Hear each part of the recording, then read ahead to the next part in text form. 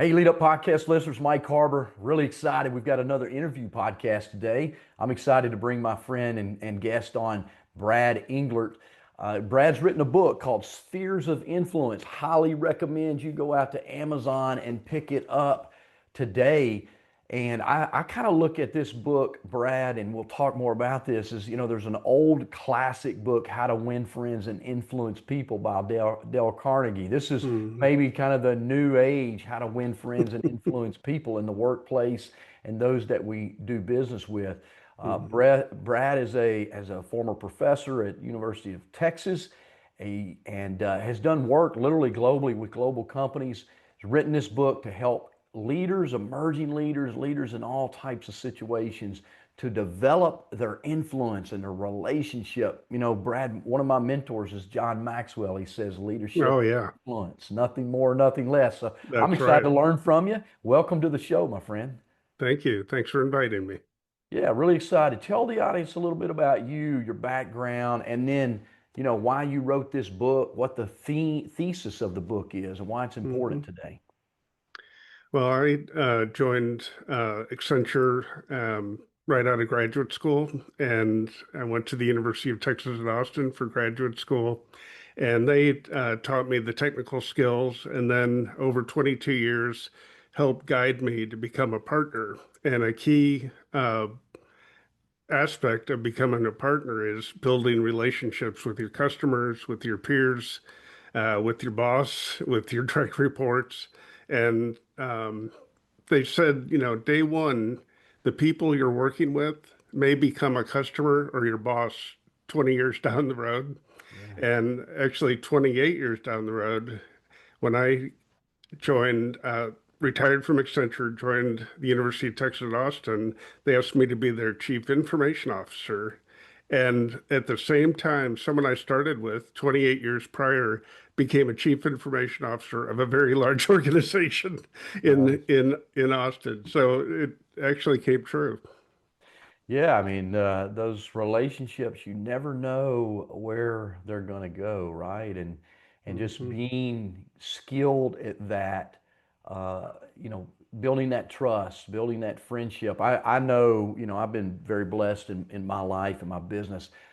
I've been in business since 2006. I started my business as a headhunter, Brad, recruiting hmm leaders for companies. I don't do hmm headhunting anymore. I don't do executive search anymore. What I do is I coach and develop leadership skills in the workplace.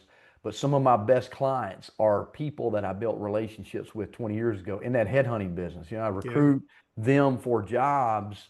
Maybe it worked out, maybe it didn't, but through that hmm relationship, they became some of my biggest clients today, even Yeah. in the development business. And you know what a litmus test is of an authentic business relationship is you can reconnect with those people and it's like you never stop talking with them. You just have this immediate reconnection.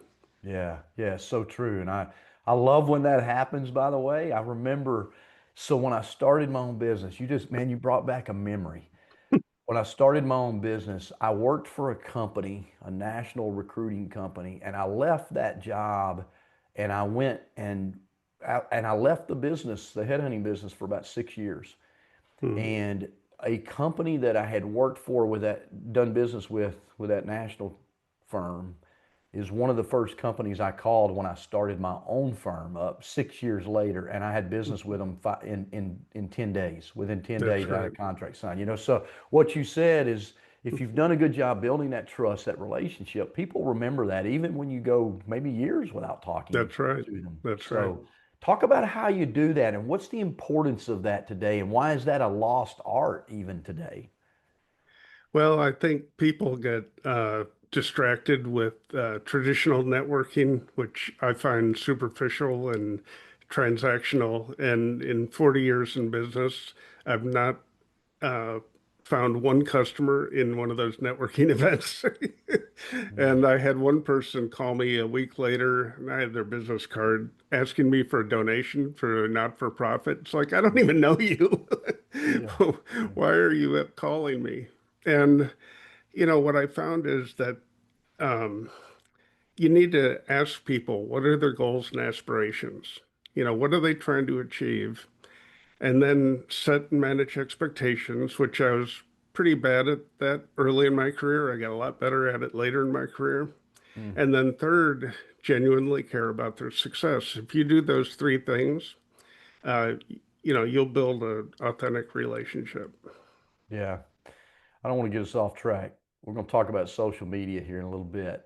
We'll come back to that potentially. But talk about your book. Your book's got two parts.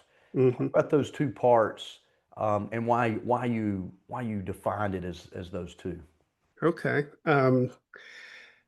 They're relationships that are closest to you, that you meet with people more frequently. The most obvious would be your boss.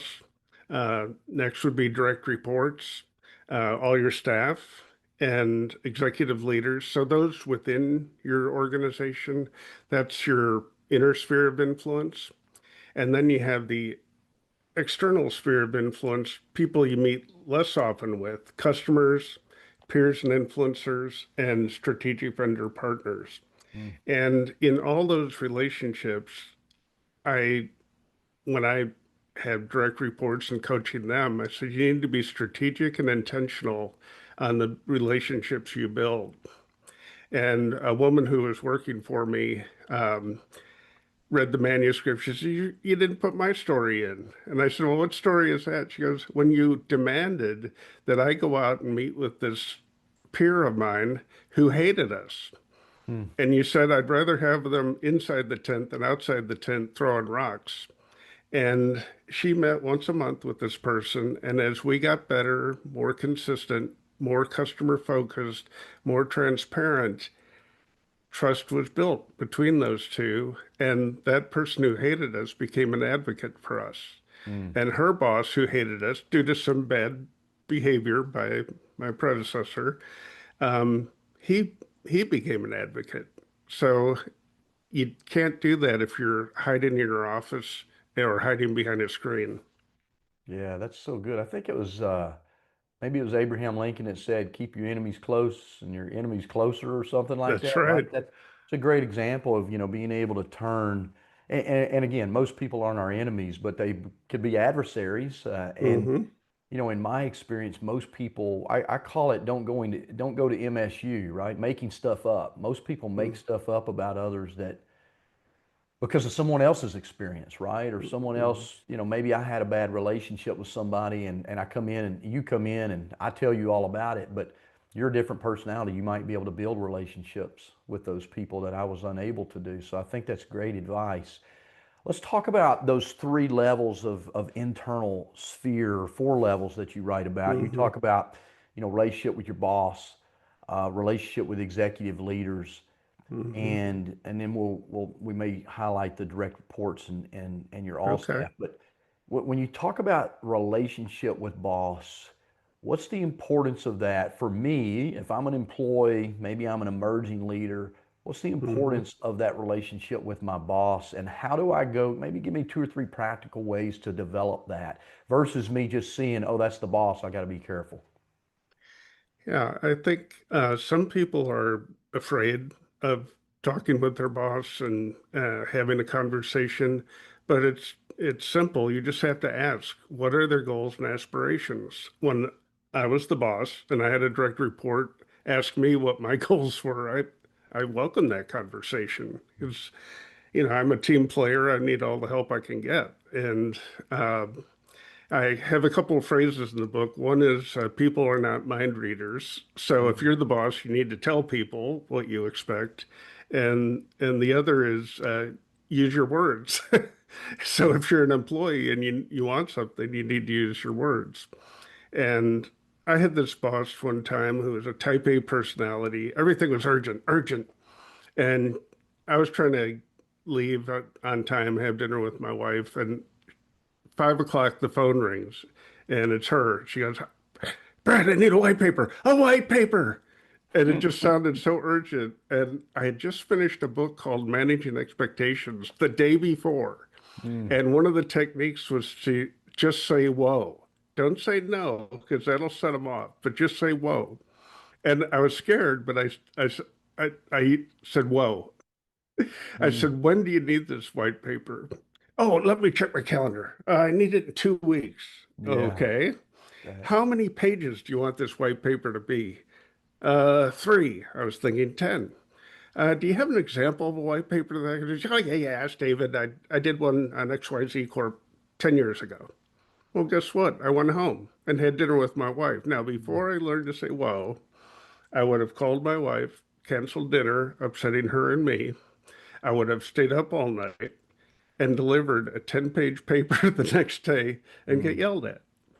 that's such a great, I can't tell you how many times I've had you heard that happen, right? And given that advice that you just gave about asking asking for clarification, Yeah, right? yeah. Asking and not being afraid to do that because yes, some people they get excited, but they don't Hmm. necessarily mean right now. But Right. unfortunately, an employee may think, well, that's my boss, and they mean right now, when really they meant a week from now, two, in your case, 2 weeks from now, right? Yeah, I was able to assign it to one of my staff, and they did the research, and we delivered it 3 days early. Yeah. I love the question asking the boss, what are your goals? How Hmm. can I make you look good, right? Yeah, How can I make sure you look good to your boss or that's to the right. board? John That's Maxwell right. wrote a book called The 360-Degree Leader, and he Hmm. talks about leading up, and he gives some similar advice like that. When I see, when me, the employee, starts looking for ways to add value to my boss, I become an Hmm. important asset to them. I become even more promotable by that boss as well. Well, and they have goals, and so in consulting, the goals are sales. Well, if I Yeah, can help sell and make more than my salary, then that'll help the boss meet their goals. And the goals get bigger every year; they don't get smaller. yeah, So it's my boss used to say it's feeding the bulldog, and the bulldog gets bigger. yeah. and uh, and the other thing is, don't get on any lists that you shouldn't be on. So Mm, I made sure for 22 years, I never had a late time report. Well, why is that? Well, one, I want to get reimbursed for expenses. Two, I mhm. want to get paid, but you don't want to be late with your time report because the business runs on billing. Yeah. And don't be late on billing. Collect your fees, within the month so you don't have a finance charge. Make sure all your annual reviews are done on time. Mm. Make sure, just don't be on a bad list. Yeah, that's good. That's good. So, I'm going to ask a question that may be a little bit different for you, but let's say I'm the employee. You're still my boss, Brad. I Mhm. have aspirations to grow. How do you suggest I build relationships with the executive team that's above you without you feeling like I'm overstepping you or stepping outside of our relationship as boss and employee? Mhm. Well, when I join an organization, and which I joined the university, I had 7 direct reports. In the first 90 days, I sat down with all of them one on one and just asked, what are your aspirations and goals? Hmm. One of my directors wanted to become a chief information officer at a later time. Someone else wanted to purely be an engineer and do network work. It's Hmm. like I need both of you. so Yeah. so I'll support your training to be a better network engineer. And oh, by the way, when I go on vacation, I'll put you into the interim CIO role and you can see what it's like to be a CIO and see how you like it. Hmm. That gives you exposure to my boss and exposure to other executive leaders. Hmm. Now, I'd also coach them to understand what is the strategy of the organization. And all this is on the website. What's the mission? What's the vision? What are the values? And what are we trying to achieve? So when you do have an interaction with an executive, you're in tune with where the organization is heading. So you have to Yeah. do your homework too. Yeah, that's really good. I like that. You just punched a key that I teach in my book, Quit Losing Talent, that we talked about earlier. Add value to people and they'll stick with you, right? And Yep. so what you did by finding out the goals of your people, you were able to add value to them by helping them become better, but also putting them in a Hmm. position to learn more, and get make connections with people that were above you as well. And they Yeah. probably stayed with you longer than maybe they would have had you not given them that Well, opportunity. that one director became a CIO at another institution of higher ed, so she Yeah. achieved her goal. Yeah, that's good. That's good. So, so we've got relationships with the boss, relationships with executive leaders. Let's go one step further down. Relationships with direct reports. Mm-hmm. We have major challenges in the workforce today. It's a lot of it's because of a lack of great leadership. You know, leaders just aren't equipped, don't learn, they don't grow. You know, the Peter Principle get promoted to a level of their incompetence, right? Their technical Mm-hmm. skills great, but they haven't developed the relational communication, trust building skills that they need. So Mm-hmm. let's talk to the boss right now about building relationships with those direct reports so those direct reports want to add value back to the boss. I think that's important. Mm-hmm. Well, I tried to be very clear on what my expectations were. And in that first 90 days, I worked with my directors to come up with the values for the organization, which they hadn't really articulated in the past. And the values came from feedback from campus. Campus wanted us to be consistent, transparent, uh, proactive, customer focus, and the culture I inherited, was a fire drill, rewarding heroics culture. Mm, And campus didn't like that. They don't want fire drills. They don't want heroics. They want proactive customer service. So we agreed on the values, and then we added a primary value. I call it the prime directive, which is family first. Well, why would I do that? Because I live in Austin, Texas. We have all the high-tech companies in the world here. I yeah. can't compete on salaries, but what I could compete on is an 8-hour day working in an organization that's got a great mission. You're serving 54,000 students, 4,000 faculty, and 21,000 staff. So you have an impact. But at the end of the day, I want you to leave and not work, because in IT you could work 24/7. You know, it's Yeah. just, you could if you wanted to. Never shuts And down, does it? and then I would model that behavior. I would not check email all all day or all night. I would take vacation. I would go to the doctor when I need to go to the doctor. I'd stay home when I was sick. And that I had a network engineer who left to go to a startup. They gave him equity, great opportunity. And I said, look, I don't say this to everybody, but if you don't like it, you can come back. Mm, Literally 2 weeks later, we get the call. He wants to come back. The startup was a zoo.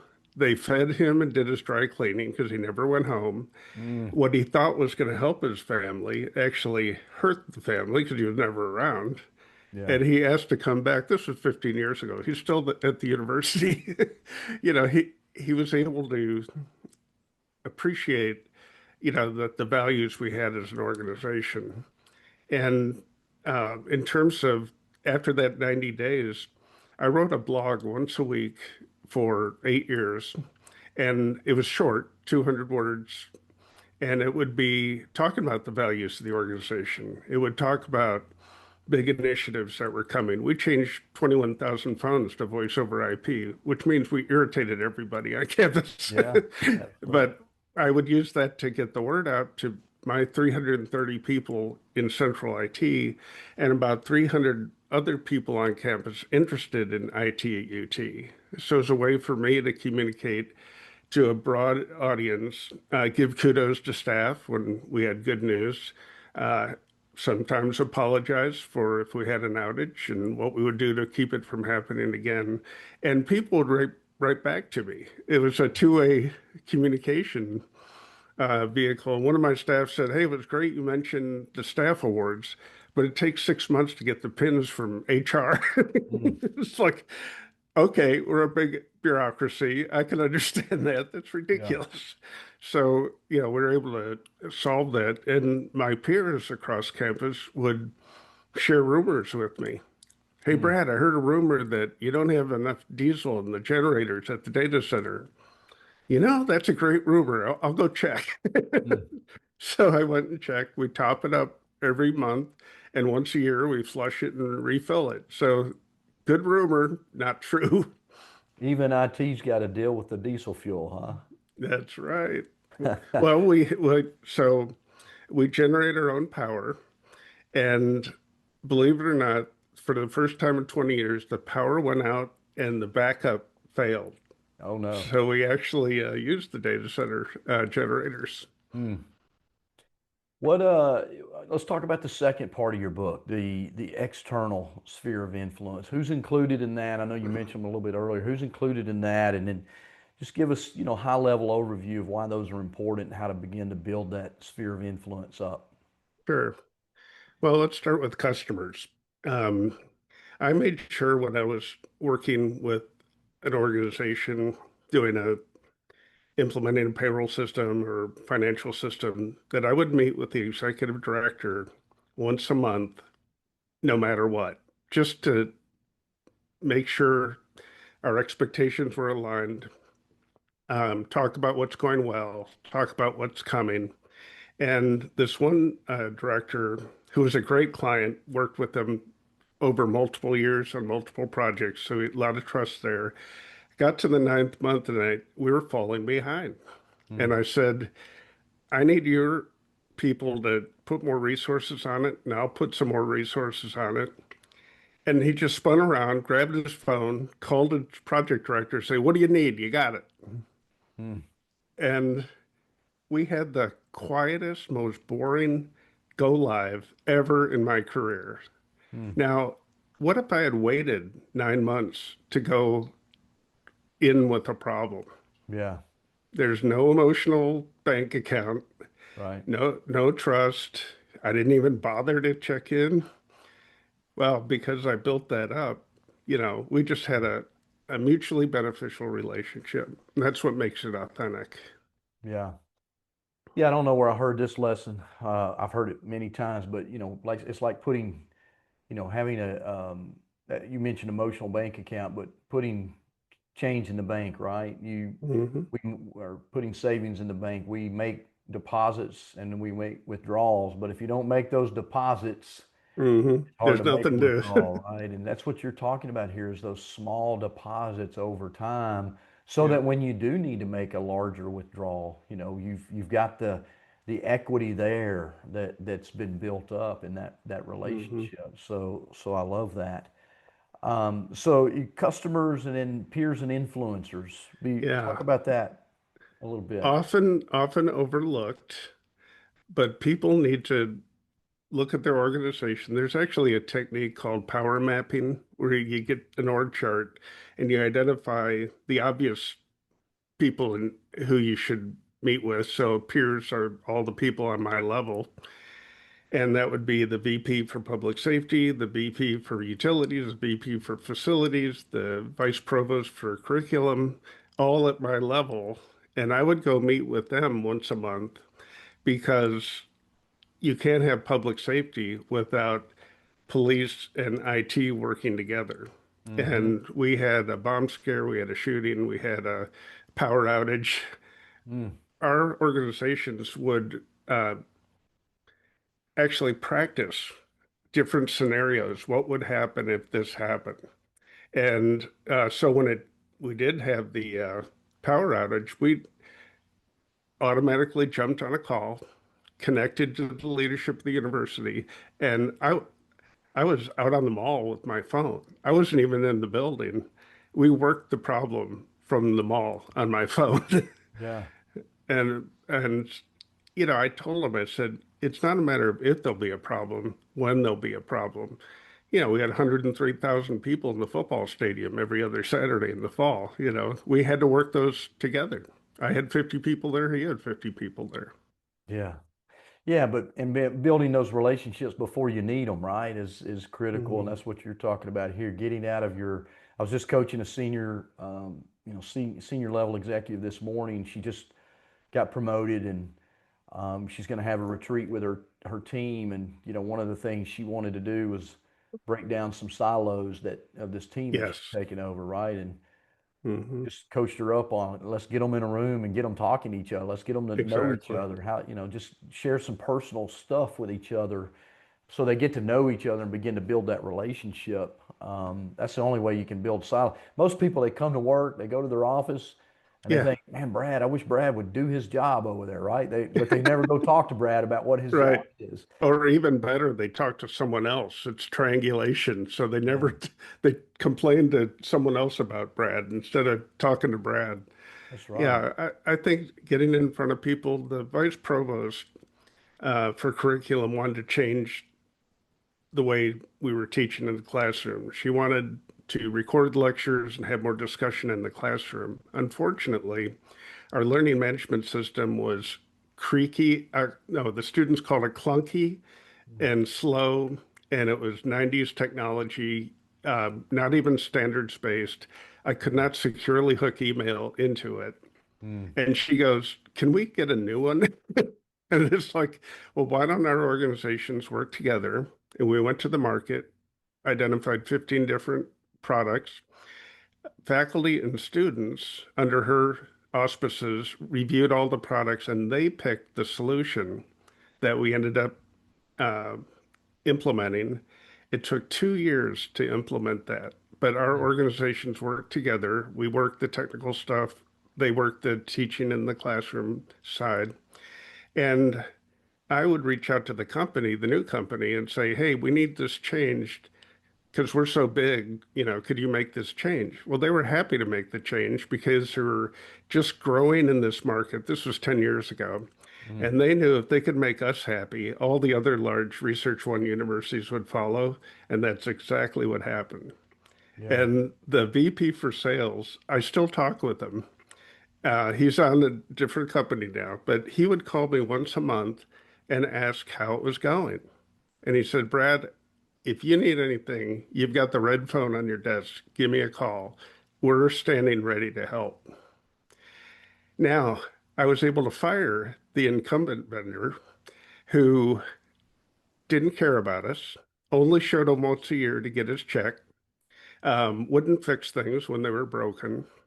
And I was so happy to fire them. And he never heard the bullet coming. He was so Yeah. clueless, he didn't even know. Mhm. That's yeah. Got some experiences like that too. You're reminding me again of those things.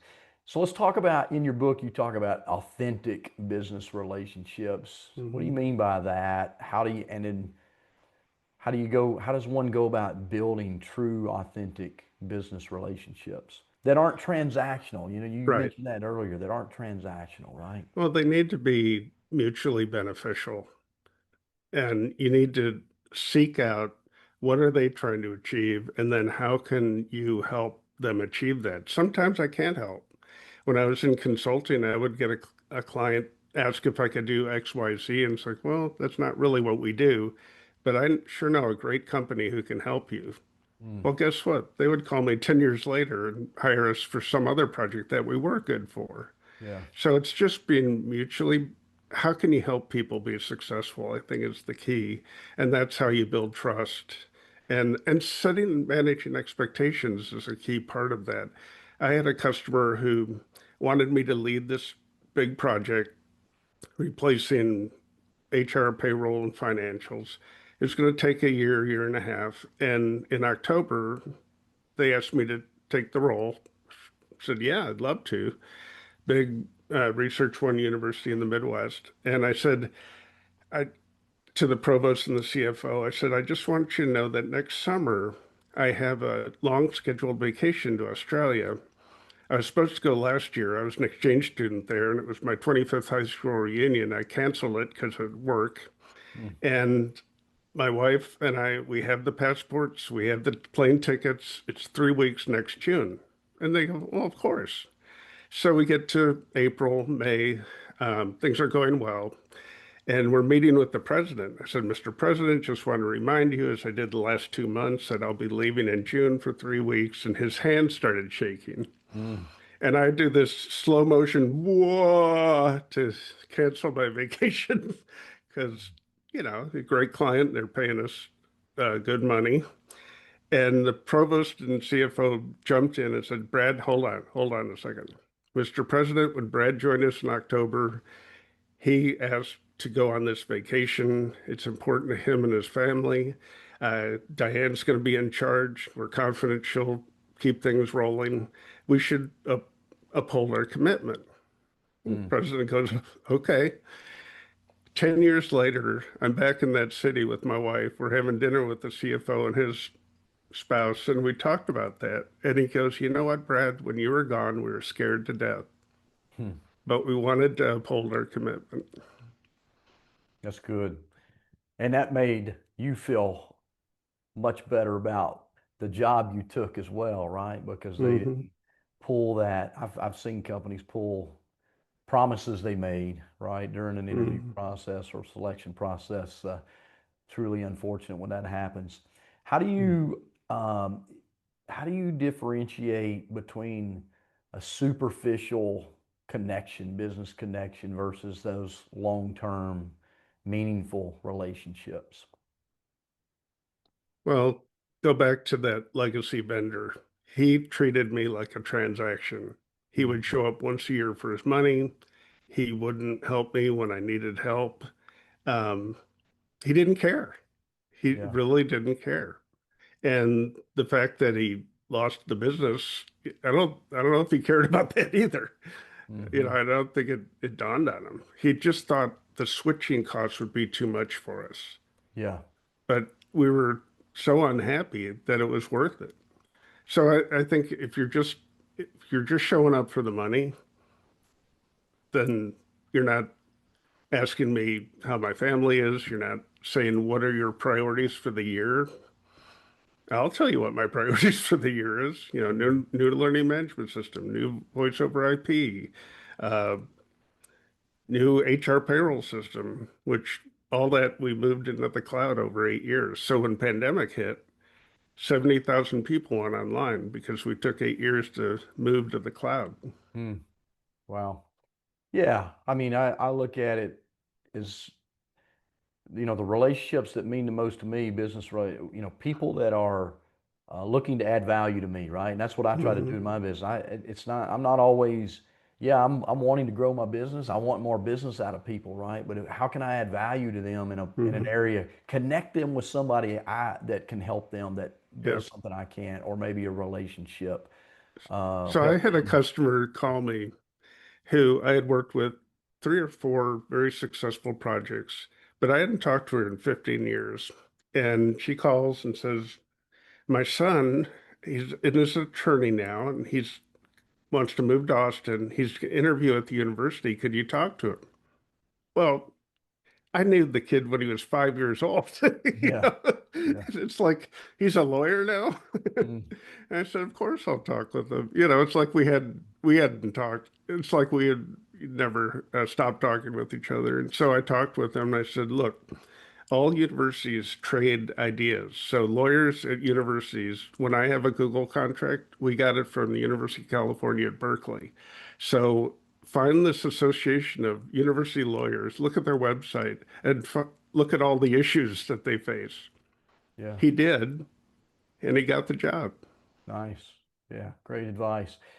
Why do you believe we leaders need to transcend the traditional networking that's done out there? You kind of alluded to that earlier, but talk about that Mhm. a little bit more.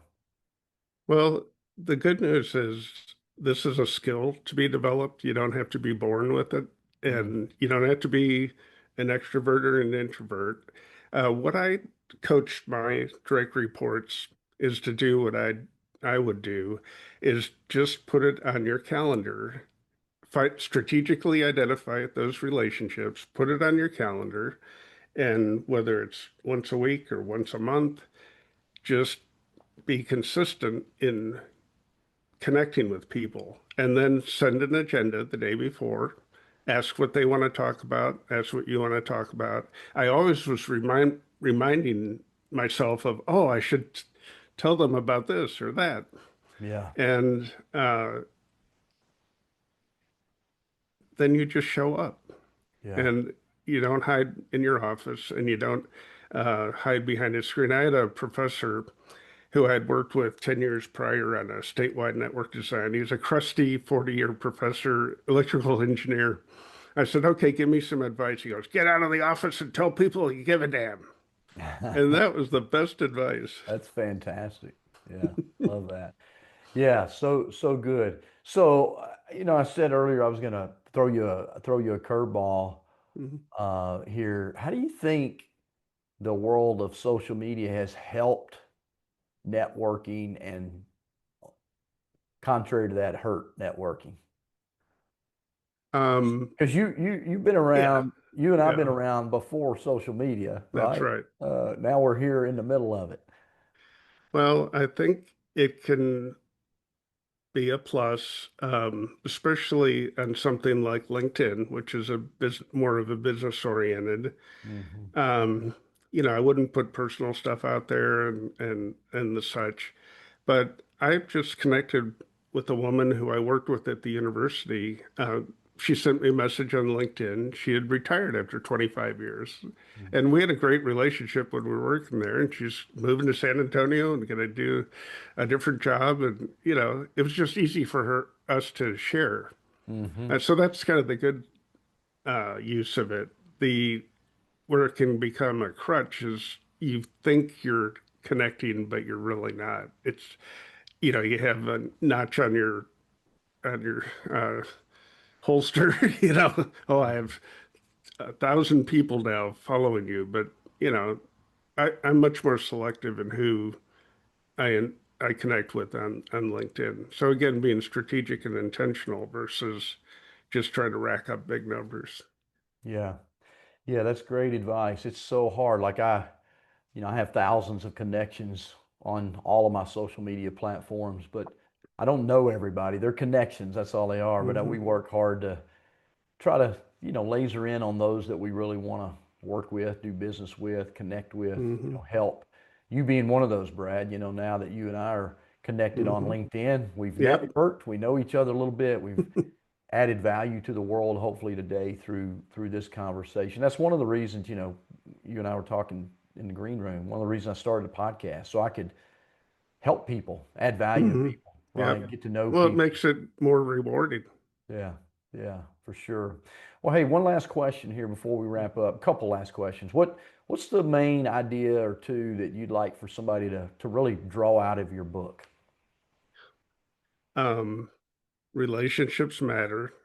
Be strategic and intentional, and don't get lazy.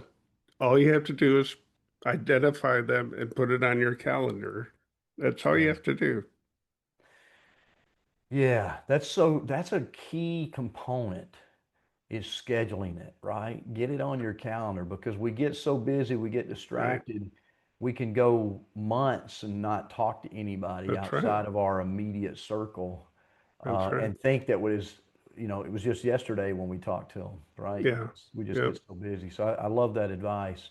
Making it a calendar item because it won't Hmm. happen if we don't. The other thing, again, another quote that someone said, not sure who said it, but your net worth will be equal to your net work, right? And so you never know. I mean, I've gotten work from people that I don't know because of my network, right? Yeah. Referrals, as you said, Right. and it's so valuable. And I've helped people, connect. Just as I said to you earlier, I've already recommended your book to one person I'm working with, and That's great. I'm sure Thank you. I'll recommend it to more as well. So again, that's The the other thing power of the is, I network. would ask people to go in person when you can, but go to their office. When I Yeah, met with my direct reports, I wouldn't make them come to the ivory tower and supplicate.